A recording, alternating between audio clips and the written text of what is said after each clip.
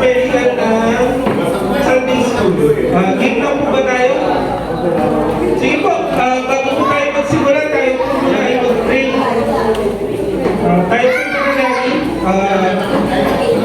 Yes, Lord, Father God, patuloy po rin kami iwalapit sa inyo ngayong araw na ito sa aming po Sunday School.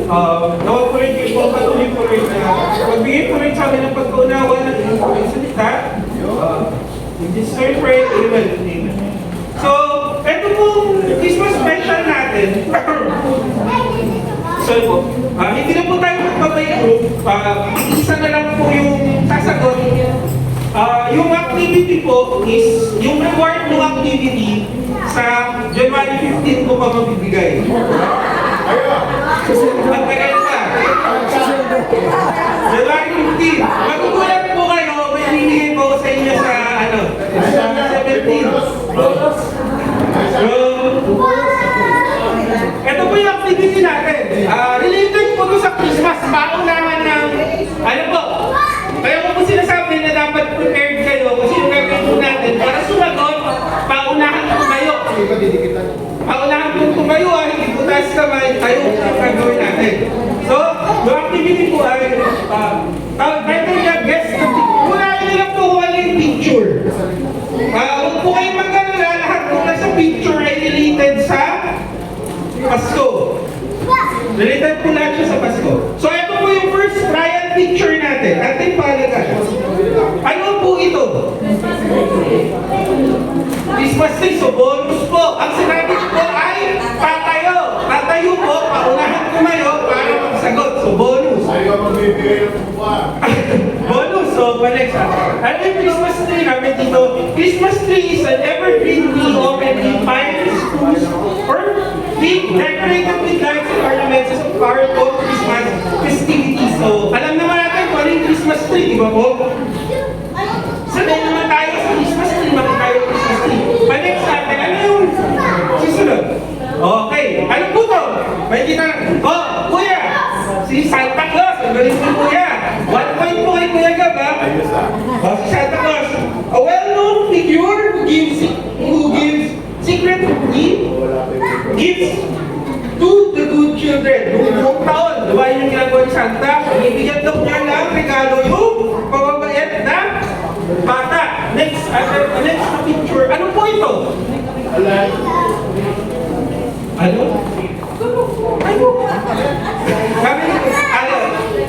Well, hindi po Christmas decoration. May pangalan siya. Ano pa? Tayo po, tita. Sige po, okay lang po. Ano po? Carla? Hindi po, hindi. Ano po? Christmas tree.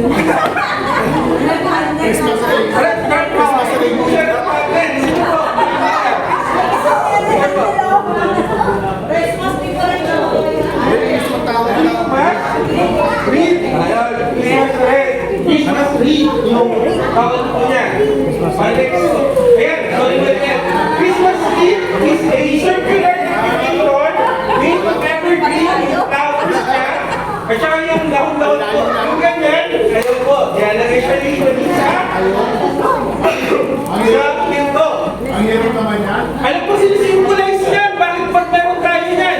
Ang sinisimbolize po niyan ay eternal life. Kaya meron ganyan. Kaya siya nilalagay sa pinto. Ibig sabihin na welcome yung festivity na meron kang eternal life. Once na nilagay siya sa pinto, balik sa atin. So ano to? Sino yan? Kuya? Hindi po yan. Si Mariah Carey. Ano yung kanta nga na sumikat na dahil sa Pasko? Ano po?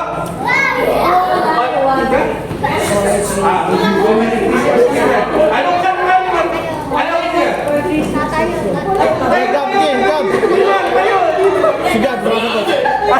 Ano po? Ayan! All I want for Christmas is ayun yung kanta ni Mariah Carey na sumikat. Ito po all I want for Christmas is yun ang makanta ni Mariah Carey. Ito ay kinakatakutan ng mga gumagawa ng album. Ayaw nila mag-release ng Christmas song dahil ito yung nagna-number 1 sa chart every Christmas time. Very, very popular song. So,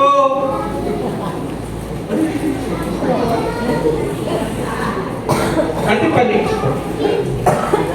Kakilala niyo kung sino to? Mrs. Green. Kakilala niyo ba kung sino to? Sa Christmas, sa tradition ng Christmas before, kakilala ng mga tao kung sino to. Oh, bigyan po natin ng dalawang guest. Kung dalawang guest na po, next picture po tayo.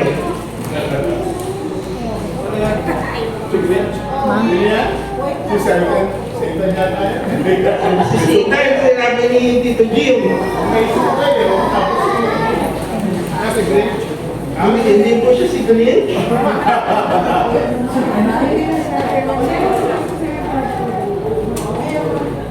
Ano yan?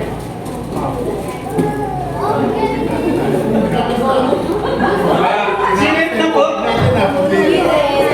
Si Red na po. Sino kuya? Si Krampus. Sino si Krampus? Si Krampus is a foreign half-giant, half-demon creature from Central Europe who punishes misbehaving children during Christmas. Anong ginagawa ni Krampus? Kinukuha niya lahat ng makukulit na mga kapag Pasko. Kung bibigyan ka ng regalo ni Santa, si Krampus yung counterpart ni Santa. Kukunin daw niya yung bata, makukulit pag Parang yan. Pasko. Pag Pasko lang po nakukunin yung bata. Parang mawala yung mga bata.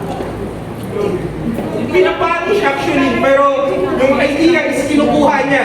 Kaya yung kanta na is making a list, good or nice, si Santa Claus is coming to your town, pag masama kang bata, siya yung kukuha sa'yo.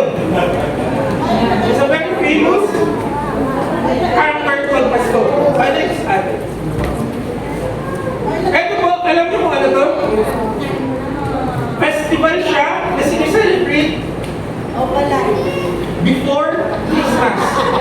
Ano ba? Ano? Hindi Thanksgiving. Roman time. Bakit na Christmas time natin is December? Siya yung, kasi sinabayan tong pagan tradition na ito. No, at yung time, ano ba natin ka? Wala? It's? Ate pa din? Saturnalia. Saturnalia is a celebration of the Romans for their god Saturn. Who's Saturn? See?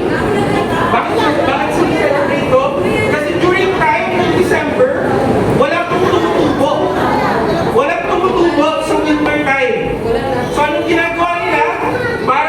Kasi si Saturnalia, si Saturn, siya yung god of harvest. And the thing that they do for the god of harvest, para maganda yung harvest, pagdating ng spring, ang gagawin nila, yung pinakamatibay na puno na makita nila na merong dahon during winter time, they would cut it down. Puputulin nila yung puno. At pag pinutol nila yung puno, ano gagawin nila sa puno? Dadalhin nila yung puno sa loob ng kanilang bahay. At sa bahay nila, i-decorate nila yung puno. At sa bahay na yon, yung leaves na natira, tatanggalin nila at gagawin nila rate. At yung rate, ilalagay nila sa pintuan, it would welcome good fortune.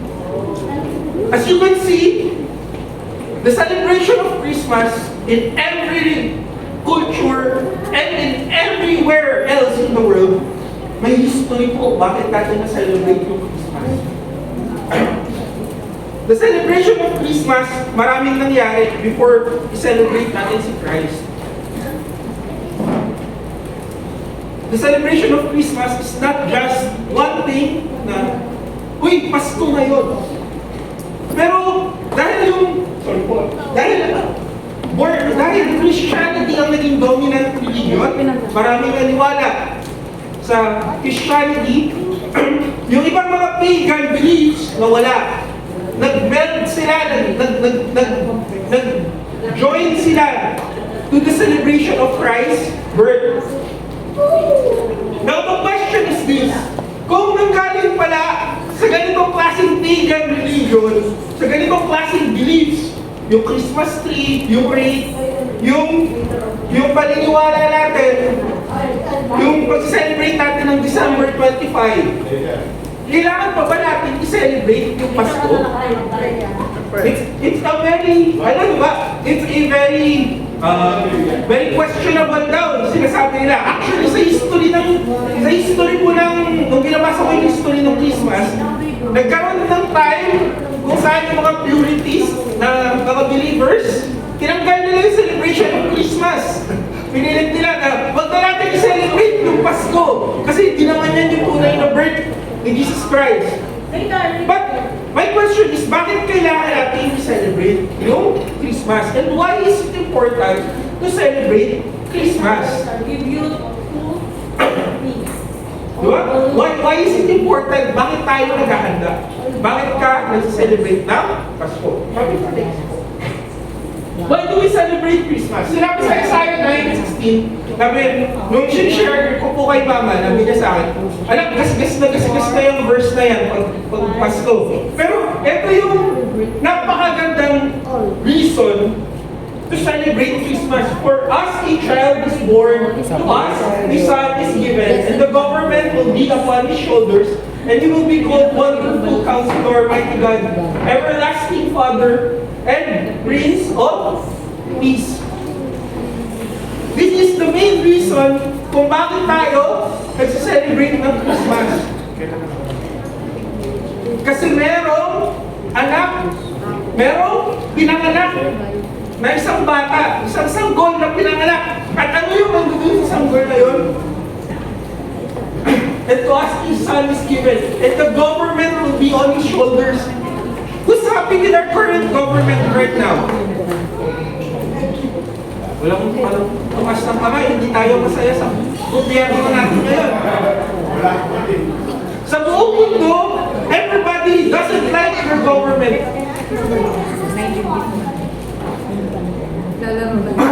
Who wants to have a counselor? Alam niyo ba yung ginagawa ng counselor? Hindi lang yung kakaway para botohan. Hindi lang po siya ganon. Anong ginagawa ng counselor? When you need a wisdom, when you need counsel, sila yung magsasabi ng advice sa'yo, and yung mga advice na ibibigay niya sa'yo, it's life and death. Bakit po life and death? Nung panahon na ito, ang ginagawa ng counselor, susugurin pa natin yung lugar na yan. Susugurin tayo anong kailangan natin gawin. Walang makakain yung mga tao natin. If you remember the story of sino yung counselor na napakaganda, na napakagaling sa Bible. If you remember the story of Joseph, anong kinounsel niya sa king? Doon sa panaginip ng king, he will have 3.5 years of malaki yung harvest. And another 3.5 years kung saan magkakaroon ng famine. Anong advice niya doon sa king? Anong counsel niya doon sa king? Gumawa tayo ng malaking imbakan para yung time of harvest, lahat papasok doon. And anong nangyari sa Egypt? 3.5 years sila. For that 7 years, they prospered. Why? Kasi may magaling na counselor. And ano sinasabi dito? He's a wonderful counselor. Jesus Christ is a wonderful counselor. He's more wonderful than Joseph. Hindi ka magugutom. Ano sinabi dun sa 8 kanina? It's the sign of everlasting life. Bakit? Transfer natin as a Christian yung pagan belief about race. Kasi ayun yung belief natin that Christ is that everlasting sign. Bakit yung Christmas tree, kahit pagan tradition siya, nilagyan natin, inown natin siya as a Christmas, as our own holiday, as our own festivity na ginamit natin, nilagyan natin siya ng star. Bakit natin siya nilagyan ng star? Kasi si Christ yung mag-guide. He's your wonderful counselor. He's a mighty God, so hindi siya weakling. Hindi weak yung Panginoon na sineselebrate natin. Everlasting Father and the Prince of Peace. why we celebrate Christmas. That's why we give yung paniniwala natin sa Panginoon. It's not because in-overtake lang tong date na to kasi maraming ano. But it's because of what Christ has done for us. Ano bang ginawa ni Kristo para sa atin? At ano yung ba makukuha natin para kay Kristo? Ngayon, I remember yung isang nabasa ko yun. Sabi niya, sorry, hindi po nabasa, narinig ko. Sabi niya, it's very sad today na ang Christmas, naging equivalent na siya to gift giving. Which is, tinanong ko na yung, bakit siya naging sad? Sabi niya sa akin, kasi everyday naman pwede ka mag-gift giving eh, hindi lang naman Pasko. Pero yung celebration nung kapanganakan ni Jesus Christ, nakakalimutan na. What? Yung sinisimbolize nun. And truly, nung tinignan ko po, too many people are just focused on gifts, on giving gifts, on receiving gifts, on our family reunions, on friend gatherings. Yung iba nga po, pagdating sa Christmas bonus, bakit sila excited sa Pasko? Kasi Christmas bonus. Diba? But, ang inaano sa atin, it's more than that. Christmas is the celebration of the birth of Christ. Hindi man to yung tamang araw, hindi man natin alam yung tamang date, sabihin man na kinuha siya from Roman pagan traditions, na nagkano-halo na yung mga traditions. But what is important is this. Are you celebrating ang buong puso mo, yung kapanganakan ni Jesus Christ? Or are you just attending the festivities? Baka mamaya, yung festivities lang yung sineselebrate natin. Not the birth of Christ Himself. Important na i-celebrate po natin ay yung kapanganakan ni Jesus Cristo. So, paano nga ba? Ano bang gagawin natin para masako natin na ma-celebrate yun? If you remember the story of the shepherds, anong ginawa nila? Nung may angel na bumaba, kanta yun, di ba? Parang din natin kinakanta yun pag nagkakaroon kayo. Angels be upper the night, singing all the day. Namang in reply, echoing the joy of me. Gloria. Glory kay God. Bakit sila nagsasabi? Kasi kaya lang tinanta ng angels yun kasi pinanganak si Jesus Christ.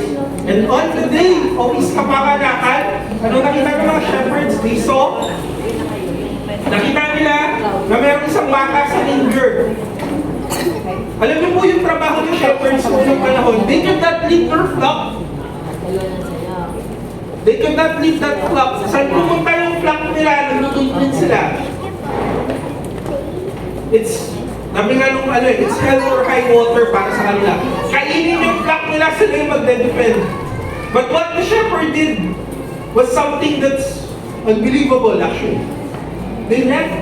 Nung narinig nila yung mga anghel na kumanta, telling them na nanganak yung isang babae sa Bethlehem, and the Messiah was born. They left. And what they did, pumunta sila sa manger, and when they went to the manger, nakita nila yung bata. At kung nakita nila yung bata, ano sinabi nila? They praised God. They praised God. And when they praised God, after that, anong ginawa nila? When they praised God, they went home. Umalis sila dun sa lugar nila at sinabihan nila lahat ng tao na nakita nila about what they saw. About what? Ano bang nakita nila? Yung Messiah na pinanganak. And they waited for that Messiah. Naintindihan nila kung sino yung pinanganak na bata niyon nung araw nito. Kaya sila nag-celebrate.